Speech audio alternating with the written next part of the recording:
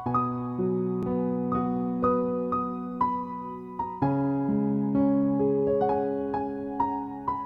mabuting balita ng Panginoon, ayon sa sulat ni Santiago,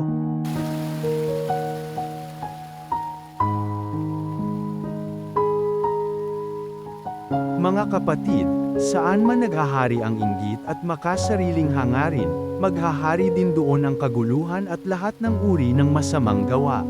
Ngunit ang may karunungang mula sa Diyos, una sa lahat, ay may malinis na pamumuhay.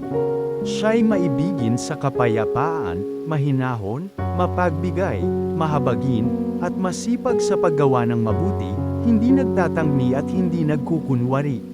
At namumunga ng katwiran ang binhi ng kapayapaang inihahasik ng taong maibigin sa kapayapaan. Ano ang pinagmamulan ng inyong alitan at paglalaban-laban? Hindi ba't ang masasamang nasa na namumugad sa kalooban ng bawat isa sa inyo, at pawang nagkakalaban-laban? Mayroon kayong pinakamimiting ngunit hindi ninyo makamtan, kaya't papatay kayo kung kailangan, mapasa inyo lamang ito. Dahil sa inyong pag-iimbot sa mga bagay na hindi inyo, kayo'y nagkakagalit at naglalaban-laban.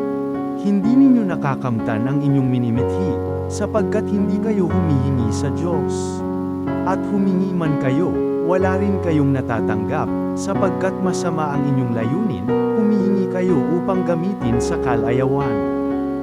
Ang mabuting balita ng Panginoon.